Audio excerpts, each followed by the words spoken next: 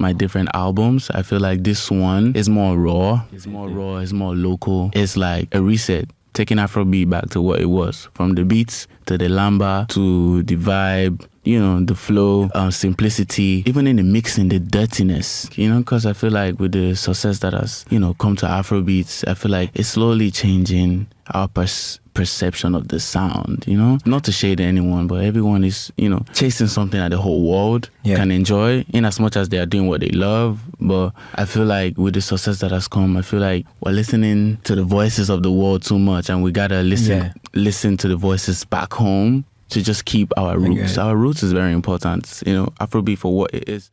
Hey yo, it's your boy Young Gotti, and right about now I'm back with another video for you. Let's get right into it, no kappa. Come on, let's go.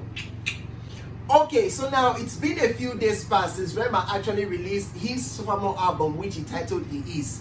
And owing to the success of Rave and Rose, which was his first album, a lot of persons, including myself, predicted that Rema is going to face difficulty, like strong challenge in trying to outdo the success of Rave and Rose.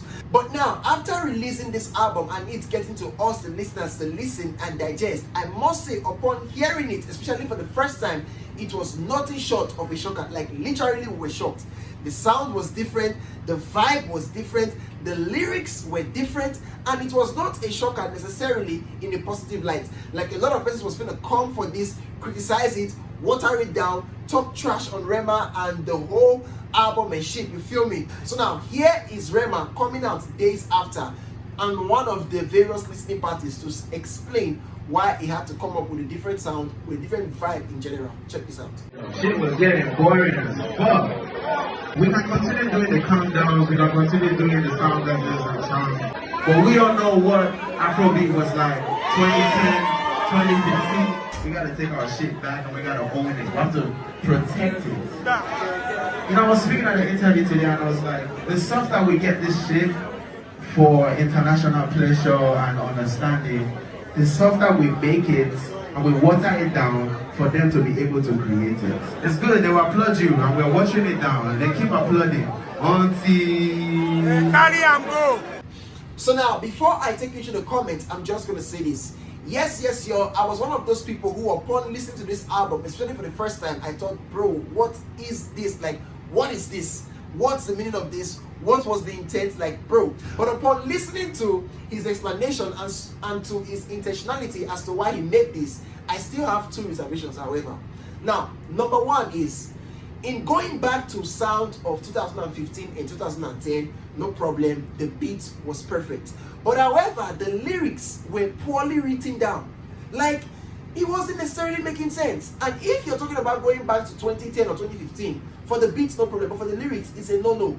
Because there were times where we heard artists like Terry G, who necessarily was not making sense and was just vibing and persons were enjoying it for the time being. You feel me? And one of the things we appreciate Afrobeat for in this day is the fact that there is substance to the things that some of the artists who are conscious enough, they say. You digging me? So you saying you're going back to that time, I don't think it's necessarily a great idea. In addition to the two observations, if you were listening correctly, you could hear Rema say words like, oh, we have to keep this speed, we have to keep Afrobeat and shit like that so others don't come to steal it away. You digging me? Now, when you heard it for the first time, you might think, oh, it's making a whole lot of sense and this is nice, thumbs up. But if you think of it dynamically or you think of it clearly, you would see that, what is we or what are we really gatekeeping?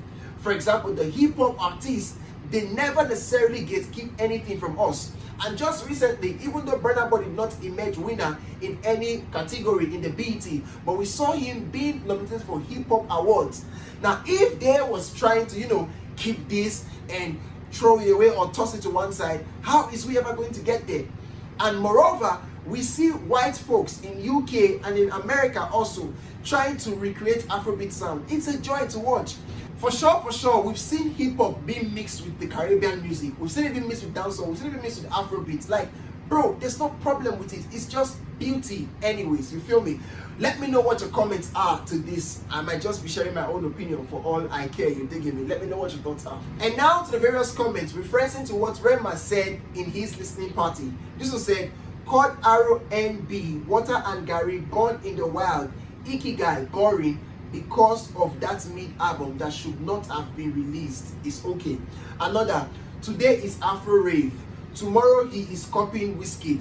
Next tomorrow, Travis. Now Afrobeats. LMAO, this boy now real definition of any rebel face with the laughter emoji. Another said, this boy no wise. Another, carry talker, carry singer, all in one. Why he no spice him Afro Rave up? Sing gibberish finish, saying that Afrobeat was getting boring. Kolo. Another, after the Ozeba, see how they ran out of lyrics. You can't fool me, like bro, like there was no lyrics, no meaningful shit. Another, no be hot ever I dey hear so. Another, same people will come out and say this song is for people when they craze. Another, he made that album for the street and we love it. Another, Rema is him. And finally, on this line of negative tweets, this one says, please, what's the meaning of Ozeba before I summon what I do not know? Laughing. Just in case you don't know what Ozeba means, it's a Benin word that means trouble or problem or wahala. You digging me? Another said, nothing, just a bunch of his so-called ravers jamming to his latest release. Nothing special, to be honest. Even if Q dot drop and give location of the release party, his people will turn up. Nothing special, TBH.